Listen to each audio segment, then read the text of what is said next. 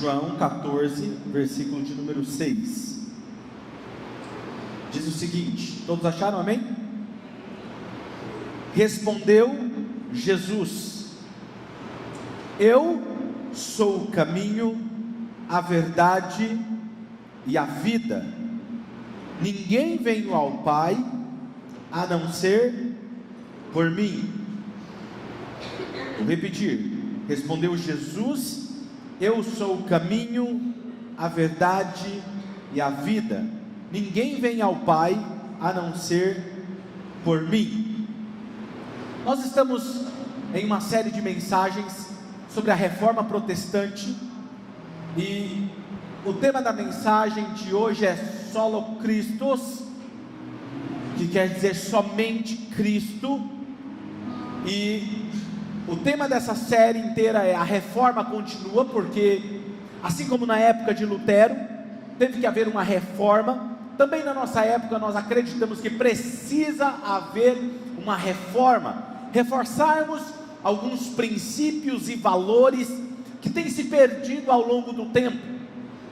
E na primeira parte nós falamos, na primeira parte dessa série, sobre sola fide, que quer dizer somente a fé, o pilar que afirma que a nossa justificação, ela é recebida pela fé em Jesus Cristo, sem qualquer interferência, sem eu acrescentar nada a ela, simplesmente pela minha fé em Jesus, eu sou salvo e eu sou justificado.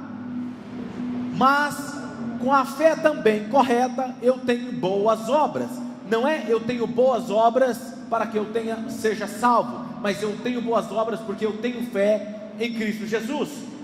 E a segunda mensagem, que foi da semana passada, nós falamos sola Scriptura, que quer dizer somente a Escritura, somente a palavra, o pilar que afirma que não são as bulas, documentos, regras, estatutos ou quaisquer outras coisas que revelam a salvação de Deus. O que nos revela a salvação de Deus está na palavra, e é pela qual o instrumento de Deus se revela a nós, e o Espírito Santo fala conosco. E hoje, na terceira parte dessa série de mensagens, eu quero falar sobre solos Christus, que é somente Cristo, ou melhor ainda, somente por Cristo eu alcanço a salvação. Não é por meio de homens, não é por meio de papa, não é por meio de bispos, nem mesmo de pastores, nem de santos. Não existe uma intermediação entre os homens e Deus, a não ser Jesus Cristo como mediador entre o homem e Deus, e não há outro meio que faça essa ligação. Paulo, em Atos capítulo de número 4, versículo de número 12, ele diz: não há salvação em nenhum, projeta o texto para mim, Atos 4:12, não há salvação em nenhum outro debaixo do céu, e não há nenhum outro nome dado aos homens pelo qual devamos ser salvos. Essa é a palavra de Deus. Não há outro intermediador, não há outro pelo qual nós seremos salvos, e não existe outro nome. O que Paulo está dizendo é enfatizando que é somente Cristo e por meio dele que alcançamos a salvação. E na época, nós já sabemos disso, na época de Lutero havia uma miscigenação dessa verdade, onde estava acontecendo uma deturpação, onde algumas coisas estavam sendo inseridas para que a pessoa pudesse alcançar a salvação, e vamos ver um pouquinho mais para frente sobre isso. Hoje em dia existe um grande desafio para a humanidade, que ela tem enfrentado, que é o que em todo momento o ser humano está tentando se salvar de algumas coisas, salvar-se do seu sofrimento, das suas mazelas, dos seus problemas, de relacionamentos quebrados, e por diversas vezes, a salvação que o ser humano busca, não é somente a salvação eterna, é a salvação para aqui e agora, para esse momento, para esse exato momento, para essa existência, ou seja, ele busca a salvação de diversas maneiras e em diversos lugares. Algumas pessoas certa vez alguém me falou assim: pastor, você não se preocupa com tanto ênfase no ocultismo, você não se preocupa com tanta ênfase no misticismo que está hoje em dia? Hoje é muito comum os artistas, atores falarem abertamente sobre aquilo que eles acreditam, outras religiões. O senhor não se preocupa? E eu falei: não, isso só me mostra uma verdade, isso me mostra que o ser humano está sedento, faminto por se encontrar com Deus. E isso é demais, porque nunca houve tanta procura por algo que fizesse sentido.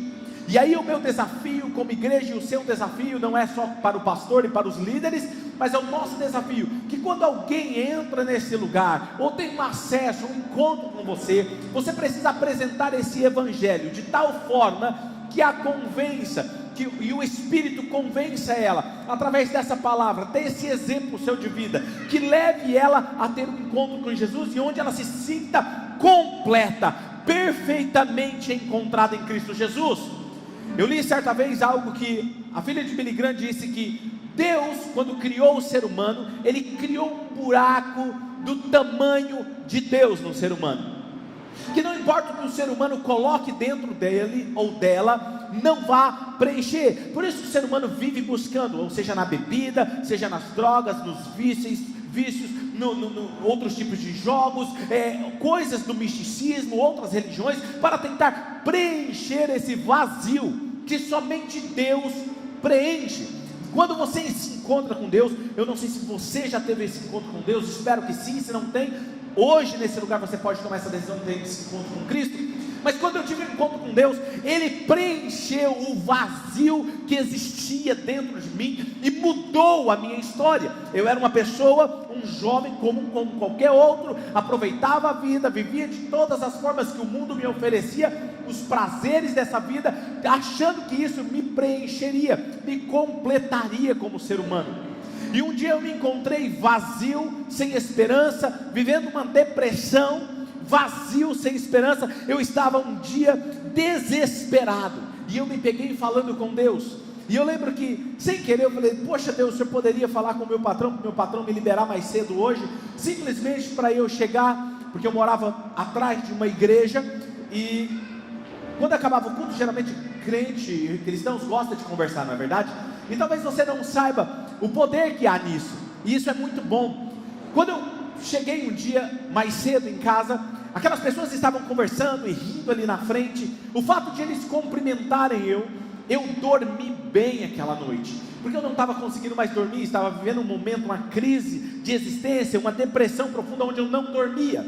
E naquele dia eu senti uma paz que invadiu o meu interior, que eu não sabia explicar. Eu sabia que tinha sido o fato daquelas pessoas terem sorrido e cumprimentado. E aí eu falei: Deus, o Senhor poderia fazer com que meu patrão me liberasse mais cedo, só para eu poder chegar e cumprimentar aquelas pessoas novamente, eu poder dormir novamente. E o que aconteceu? O patrão liberou, e eu cheguei mais cedo em casa, passei na frente daquela igreja, as pessoas: oi, e aí, tudo bem, Claudinei? E oi, tudo bem? Fui para casa feliz da vida, dormi bem novamente. E aí no outro dia que eu sabia que tinha culto, eu me peguei de novo: Deus, você poderia fazer aquilo de novo, né? Você poderia fazer com que meu patrão me liberasse mais cedo. E o que aconteceu? O patrão liberou mais cedo novamente. E assim eu fui lá, cumprimentei as pessoas e fui embora para minha casa, feliz da vida. Na outra vez, no outro dia de culto, estava eu de novo trabalhando. O que eu fiz? Deus, eu preciso de novo daquela dose de paz interior, o Senhor pode me liberar mais cedo? E aí o patrão liberou mais cedo. Sem perceber, eu estava orando, né? E aí eu cheguei lá, e aí o que aconteceu? O culto não tinha acabado. E aí eu entrei numa pergunta: o que eu faço? Vou embora para minha casa e não durmo? Ou eu entro, sento lá no fundão, ninguém me conhece, dou aquele gato, tal, converso com o povo, recebo aquela paz e vou embora? Eu acho que essa opção é melhor. E assim eu fiz, entrei, sentei lá no último lugar que tinha, ninguém me conhecia, mas Deus me conhecia. Ele estava estrategicamente conduzindo os meus passos. E naquele dia o pastor estava falando, já estava no final da mensagem, mas ele parece que estava pregando sobre mim, e eu falei, cara, alguém contou a minha vida para esse cara, eu vou ter uma conversa séria com ele depois, cara, porque era muito absurdo o que ele estava falando, era muito nítido o que ele estava falando sobre mim. E aí o que acontece? Quando eu me pego no final do apelo, está eu de joelho, chorando lá na frente, falando, Deus, se o Senhor me conhece mesmo, eu entrego a minha vida a Ti, muda a minha história, porque é isso que eu preciso que o Senhor me preencha. E naquele dia para frente eu entendi que a minha alegria mudou, porque Ele passou a habitar em mim. E alguém me pergunta hoje, pastor, como é que você está? A minha resposta é quase sempre a mesma, eu estou entusiasmado, eu estou bem, eu estou feliz. E alguém me pergunta por quê? Porque Cristo habita em mim, aleluia, aleluia. Isso não tem preço, não tem preço. Mas, por diversas vezes, como eu disse para você, o ser humano começa a buscar essa salvação em diversos lugares. A busca por essa salvação constante leva as pessoas a buscarem tipos de salvação, e leva a entender a salvação, e às vezes que a salvação não está somente em Jesus. Por exemplo, então pastor, o que estava sendo pregado na época da reforma? É que você precisava se confessar para você ter o perdão dos seus pecados. Você precisava pagar indulgências pela sua salvação. É que você precisava frequentar a missa, senão você não tinha salvação. E aquela época, na época medieval, eles começaram a criar aqueles teatros. E aí você vai sair da onde saíram os teatros? Criaram aqueles teatros em praça pública, que colocava uma pessoa vestida de diabo, com um chifre, com um tridente, está vendo de onde vem? Aí coloca lá o diabão tal, tentando as pessoas e tal no teatro, e aí a pessoa não obedecia a Deus, não obedecia o credo, então o que acontecia? O diabo arrastava ela para o inferno, e aí criava-se nas pessoas um temor, um medo, uma culpa, e as pessoas iam para a missa, obedeciam, não por amor, mas agora por culpa e por medo. E o que acontece é que muitas religiões têm usado desse subterfúgio para ter as pessoas nas suas mãos. O que elas falam? Se você não obedecer, você vai para o inferno. Se você não frequentar o culto, você vai para o inferno. Se você não pagar o seu dízimo, a sua oferta, você vai para o inferno. Se você não se confessar, você vai para o inferno. E aí, o que você está me dizendo? Pastor, o que você está me dizendo é que eu não preciso ir na igreja para ser salvo? Não. Então, pastor, por que você vai na igreja? Eu vou na igreja porque eu quero, não é por medo. Pastor, por que então, se você está me falando que eu não preciso dizimar para ir para o céu, por que você dizima? Porque eu entendi um princípio, um valor do reino de Deus, e eu faço porque eu quero, é por amor, é por gratidão e não por obrigação. Por isso que a palavra de Deus diz que Ele ama quem dá com alegria, e não por tristeza ou por obrigação. É diferente. Eu li uma vez, certa vez, Moody falando com Deus em uma das suas orações, e ele registrou essa oração, dizendo o seguinte: Deus, se eu te sirvo por medo de ir para o inferno, me deixe arder no inferno. Se eu te sirvo porque eu quero ter bênção sua, seu favor, me deixe arder no inferno. Agora, se eu te sirvo porque eu te amo, me deixe desfrutar da tua companhia por toda a eternidade. E esse é o objetivo nosso. O nosso objetivo não é causar medo nas pessoas e nem culpa, porque a palavra de Deus diz que o verdadeiro amor lança fora todo. Então, se você está aqui por medo, tem alguma coisa errada com o amor de Deus na sua vida. Você tem que estar aqui porque você ama o Senhor. Era um domingo de manhã, chuvoso, você foi tentado a ficar debaixo do edredom, ou talvez fazer qualquer outra coisa, assistir qualquer outra coisa, mas o Espírito de Deus o constrangeu, você falou: não, eu amo a casa do Senhor, eu vou para lá servir a Ele, vou cantar a Ele, porque eu entendi que é de graça em graça que eu vivo todos os dias. Uau! Isso é demais. Quem pode me dizer, assim como alguém outro dia me disse: pastor, se a minha salvação é pela fé, e até aquele vídeo que eu fiz, que a salvação é pela fé, que Jesus já fez tudo por mim. Alguém mandou uma mensagem no inbox para mim, dizendo: pastor, isso é heresia o que você está falando. É impressionante como que as pessoas conseguem. Querido, você conhece a Bíblia? Mas, eu não vou entrar no mesmo nível de discussão, mas eu comecei a me perguntar, porque ele disse o seguinte: pastor, e a renúncia? Como é que fica a renúncia se eu tenho simplesmente não faço mais nada? Se eu sou salvo pela fé? E as renúncias? Elas existem, mas eu renuncio não é porque eu quero ser salvo, eu renuncio porque aquilo não faz mais sentido para mim.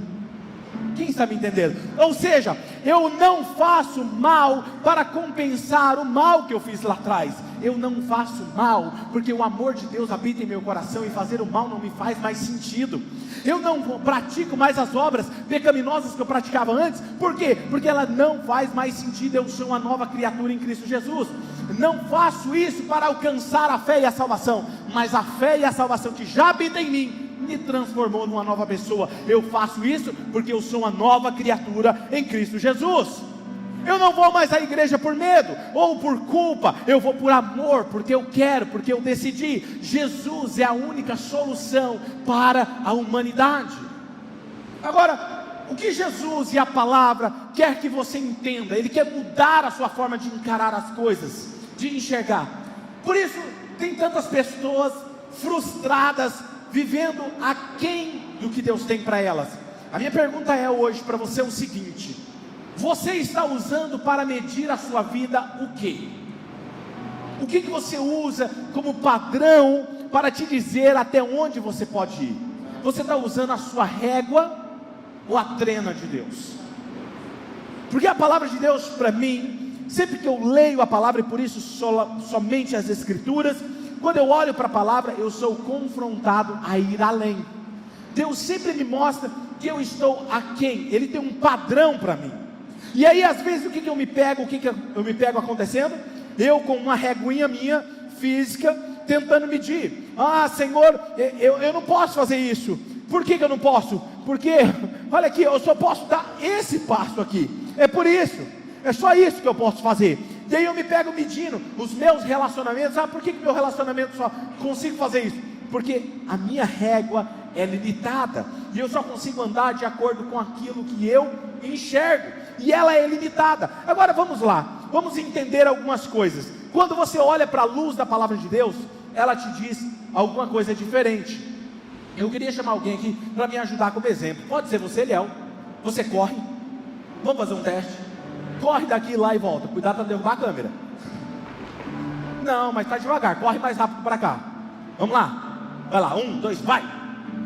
Uau, cuidado, não derruba a câmera, senão esse negócio da brincadeira vai ficar caro, aí vai sobrar para mim. Aí o pessoal vai falar assim: pastor, está proibido de fazer esse tipo de exemplo lá na igreja. Mas vamos lá.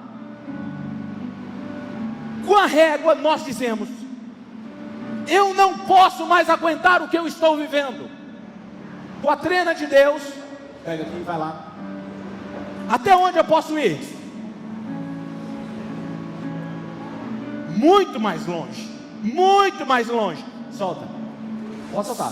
Filipenses capítulo 4, versículo 13. Olha o que diz: enquanto eu acho que eu não posso fazer as coisas, Filipenses 4:3, pela palavra diz: eu posso todas as coisas em Cristo que Cristo me fortalece. Com a régua nós dizemos: a minha situação é impossível, o meu casamento não tem mais jeito, a minha vida não tem mais jeito. Com a trena de Deus, através da palavra, em Marcos 9:23, olha o que diz lá na palavra, 9:23, rápido, projeta o texto para mim aí, Marcos 9:23, vamos, eu vou ler aqui. A palavra de Deus diz o seguinte: se podes, Jesus disse, tudo é possível àquele que crê. Não importa como está a sua situação, pela palavra você consegue ir além. Com a régua nós dizemos: a minha vida é somente isso, não há esperança e nem mesmo futuro. Com a trena de Deus, através da palavra de Deus, Jeremias 29:11 diz: porque sou eu que conheço os planos que tenho para vocês, diz o Senhor,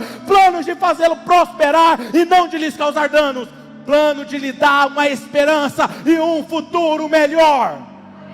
Ou seja, Cristo me leva além, a palavra me leva além. E se você observar, a palavra te traz revelação desse Cristo, de quem somos nele. João capítulo 14, versículo 6. João 14:6. Respondeu Jesus: eu sou o caminho, a verdade e a vida. Ninguém vai ao Pai a não ser por mim. Ele não disse, olha, quem quiser ir ao Pai pode usar eu como uma opção. Não, ele não disse isso. Queremos ter, por exemplo, é interessante, né, observar isso, que todos nós desejamos ter uma vida de realizações, não é verdade? Isso é normal. Todos nós queremos ter a nossa casa própria, queremos ter um casamento saudável, queremos ter um carro, queremos trocar de carro no final do ano, ou queremos fazer aquela viagem do nosso sonho perto do Natal, já está chegando, as pessoas começam a pensar numa viagem de férias, outras pessoas começam a pensar, não, eu quero trocar, eu quero ter um cachorrinho, eu quero ter um gatinho, né? Não importa, tem um sonho, tem algo, isso é normal. E no meio de todo esse universo de desejos, nós encontramos aqueles que dizem, pastor, eu não tenho conseguido viver uma vida de realizações. E pelo outro lado nós temos outra pessoa que diz o seguinte, não pastor, eu já vivi as minhas realizações, eu me considero uma pessoa realizada, eu tenho o trabalho que eu quero, eu tenho a casa que eu quero, pastor, eu estou vivendo o melhor dos meus dias. Ontem mesmo eu estava conversando com a pessoa e a pessoa disse, pastor, eu me considero vivendo o meu sonho, eu moro na casa que eu quero, eu vivo a vida que eu quero, eu tenho tudo que eu quero, tenho um casamento que eu quero, ou seja, está tudo bem, está tudo ok para mim.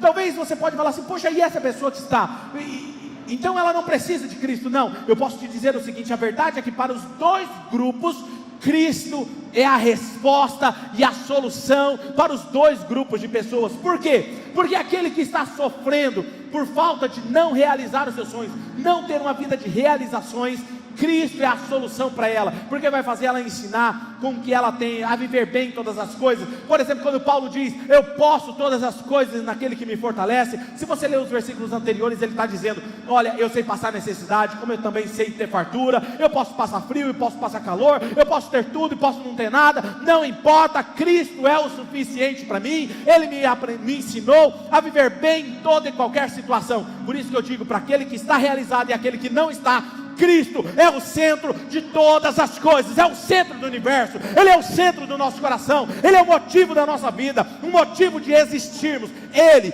Cristo, e somente Ele é o intermediador entre os homens e Deus. Agora, para onde você está indo? Naquele contexto de Lutero, o povo acreditava que estava indo para o purgatório. E o único purgatório, alguém aqui já ouviu falar de purgatório? Já? Purgatório vem da palavra purgar, que significa limpar exaustivamente, significa esvaziar. E através dessas vendas, dessas indulgências, ou seja, a venda do perdão do pecado, então eles acreditavam, essas pessoas acreditavam que pelo fato de elas terem comprado um papel, porque elas pagaram, elas teriam a redução da sua pena no purgatório. O purgatório é um ambiente que, dependendo dos pecados que essa pessoa tinha cometido, ela ficaria alguns anos, né? Muitos anos ali no purgatório, sofrendo, passando, expurgando aqueles pecados. Mas se você tivesse pago, né, ali as indulgências, se você tivesse pago alguma coisa, você ia reduzir a sua pena, se você fosse mais bonzinho, paga.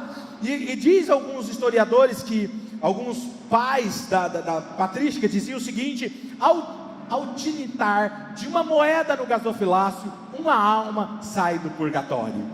Nossa, isso é uma frase de campanha financeira fantástica para a igreja. E era isso que eles usavam. A cada moeda que cai aqui, uma alma sai do purgatório. Mas purgatório para mim só existe a casa do meu cãozinho, que é um purgatório. É uma casa cheia de pulga, não tem nada com isso. E o que veio o reformador é dizer o seguinte: gente, não tem purgatório, não tem purgatório. Você não precisa pagar pelo seu perdão, porque Cristo já morreu na cruz, Ele já pagou tudo por você, Ele derramou a última gota de sangue dele por você. Não tem o que o homem pode falar que vai mudar isso. Deus fez tudo por você. E agora o que você precisa fazer? Desfruta dessa graça, irmão. Desfruta desse amor. Desfruta dessa vida em Deus. E quando Lutero fica indignado com isso, ele diz: somente através de Cristo nós alcançamos o perdão, a vida eterna com Deus, sem necessidade de passar por lugar nenhum. Cristo é o visto, é o passaporte necessário para você ter acesso à vida eterna. Não é, ou seja, pastor, então eu não preciso, não adianta eu pagar penitência. Não é que não adianta, você não precisa. Aí tinha as penitências também, né? Esqueci de falar, as penitências, quanto mais promessa você paga, aí você paga uma penitência, vai diminuir. Não tem nada disso, você não precisa. Por isso que eu falo que às vezes algumas igrejas até hoje vivem, eu com certeza estou falando aqui, você está lembrando de alguns fatos, mas você tem que fazer isso, porque senão isso aqui, você não vai ser mais santo. Se você não fizer isso, você não vai ter o perdão. Olha, se você fizer isso, você se enquadra como igreja. Se você fizer isso, você é aceito na nossa comunidade. Se você se vestir assim, você é aceito em nosso meio. Não, para você ser aceito no céu, a palavra de Deus ela é clara em dizer: crê no Senhor Jesus Cristo e será salvo, você e a sua casa. Levanta a sua mão bem alto e declare isso sobre a sua casa, sobre a sua família, porque não existe nada que o inimigo pode roubar de você mais. Aleluia! Levar uma vida como nós levamos hoje, a geração do fast food, onde nós queremos tudo rápido, a resposta rápida, tudo pronto, nos leva a tomar algumas decisões precipitadas na nossa vida. E realmente, embora às vezes decisões importantes, nós tomamos decisões erradas e sofremos com as consequências.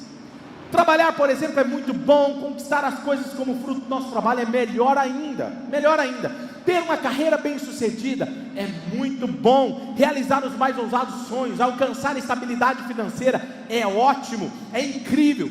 Cremos que tudo isso faz parte de uma vida abundante que Deus tem para mim e para você, mas isso somente não é vida. Eu conheço muitas pessoas bem-sucedidas, que são concretizadas profissionalmente, ganham muito bem, uma renda financeira, têm estabilidade financeira, mas não tem aquilo que eu e você tem, a alegria no Senhor. Você tem uma alegria, uma paz, como eu disse aqui no início, uma paz que ninguém pode dar, somente Deus pode te dar, somente Jesus pode te dar. Por isso, quando você estiver andando pela rua, quando você entrar lá no supermercado, no Confiança, no Taust, não estou fazendo merchan aqui para eles, mas qualquer supermercado de Marília, você entra assim, ó,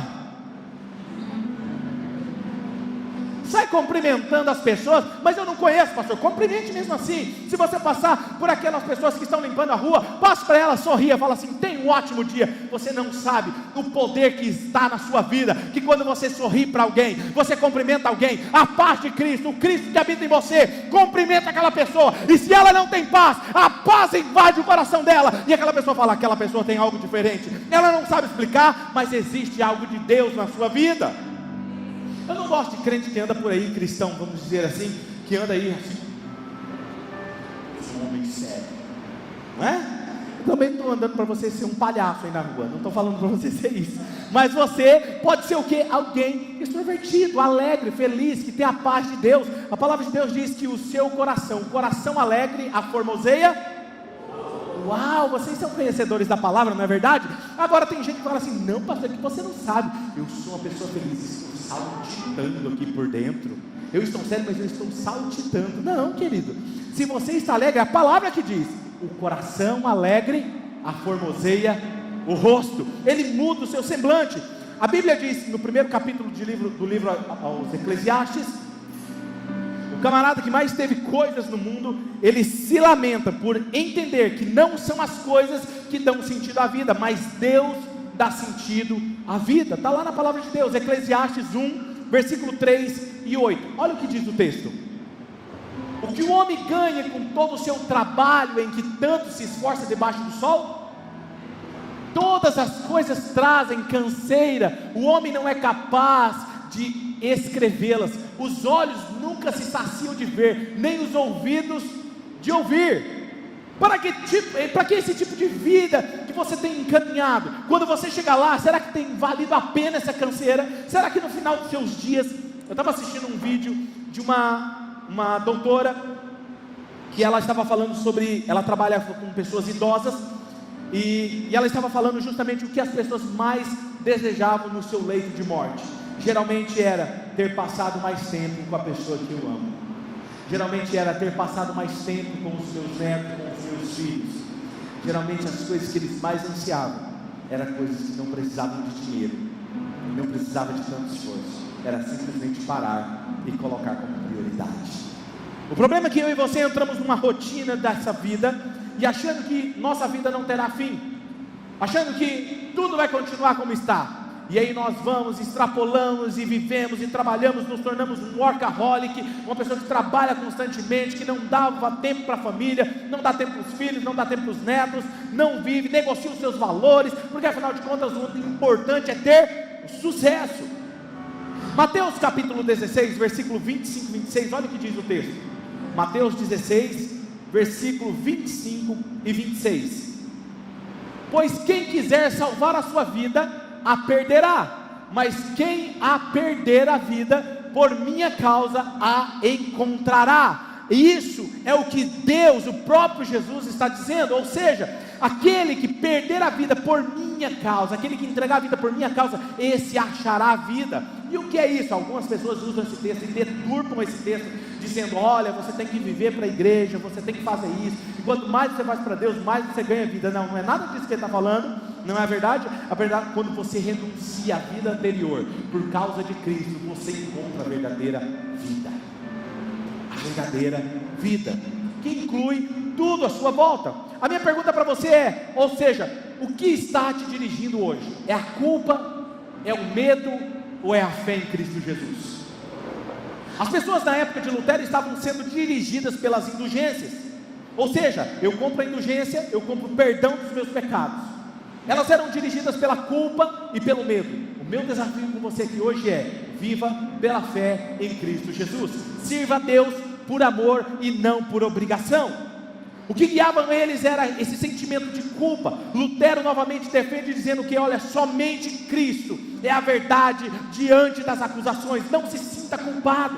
A culpa é viver constantemente no passado, lembrando do passado. Pessoas dirigidas pela culpa são manipuladas pela lembrança, e elas não conseguem viver o presente. E aí o que acontece? Quando você fica lembrando do passado, com a culpa do que você fez, porque olha como que foi lá no passado, puxa, errei feio, você não vive o presente.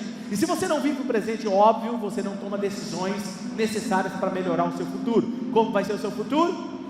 Um ciclo vicioso do que aconteceu no passado, porque o seu foco está no passado, e aí você vai ver acontecendo hoje, aí você vai falar assim, mas espera aí, a minha vida, eu nasci só para sofrer. Se eu entrei num divórcio, eu vou sair aqui mais um divórcio, um terceiro divórcio, quarto divórcio. Não, o que está acontecendo? Um ciclo vicioso, porque você está preso no passado. E aí Paulo diz o seguinte: eu ando olhando para o alvo, me esquecendo das coisas que para trás ficam, mas eu prossigo para o alvo, que é Cristo Jesus, o nosso Senhor. Cristo tem que ser o nosso alvo.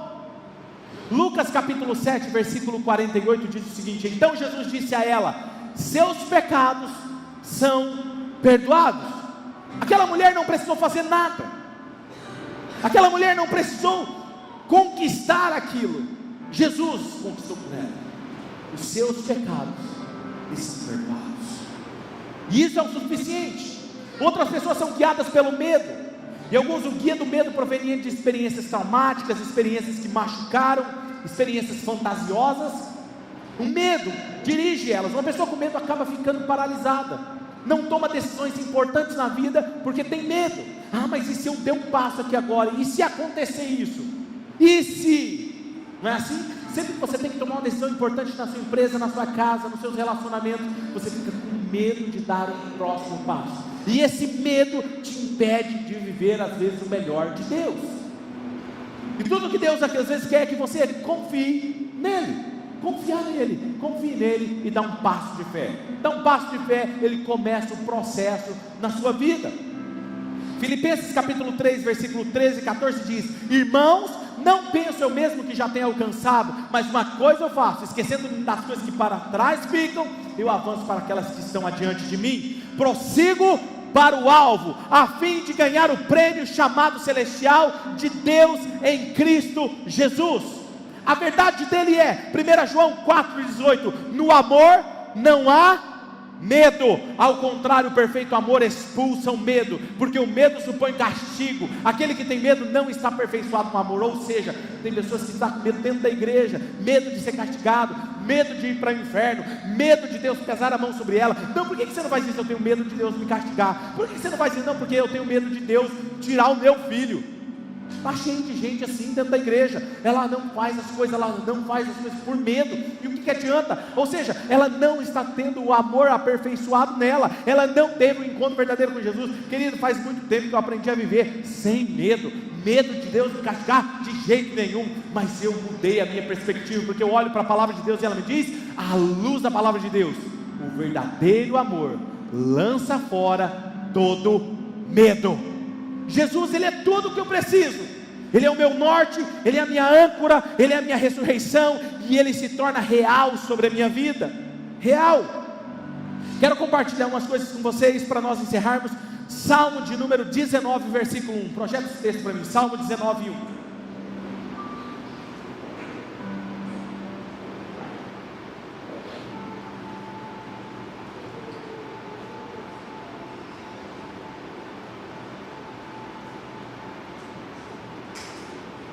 Vamos ler esse texto juntos? 1, 2, 3. Os céus declaram a glória, o firmamento proclama,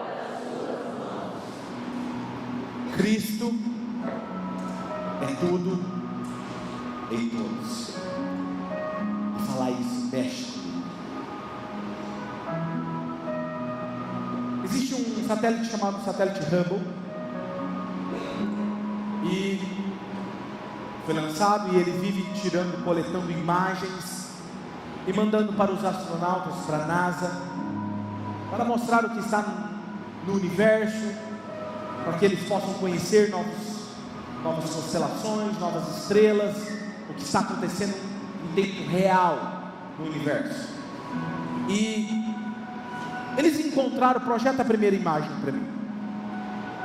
Eles encontraram uma constelação, alguns chamam ela de constelação Redemoinho. Ela fica perto da Terra assim, né? É a mais próxima da Terra, mais ou menos, eu acho, se não me engano, é 31 milhões de anos-luz daqui, bem pertinho, bem ali, 31 milhões de anos-luz daqui. E eles tiraram essa foto, e eles ampliaram. Dá mais um clique para mim, mais um clique. E aí eles encontraram ela como um formato de um redemoinho, coisa mais linda. Dá mais um clique. Olha que linda que ela é. Uma constelação que tem milhões de estrelas, formadas por essa beleza que nos encanta. Você olha para uma imagem como essa, e você vê aqueles pontinhos cor de rosa, aqueles outros pontinhos, você fala, cara, isso é impressionante. Por que ela está ali? E aí, esse satélite, ele tirou uma foto do centro dessa constelação, do buraco negro. Dá um clique para mim, mais um clique, e olha o que ele encontrou. No centro dessa constelação, eu não vou dizer para você cientificamente que isso é uma cruz. Mais um clique.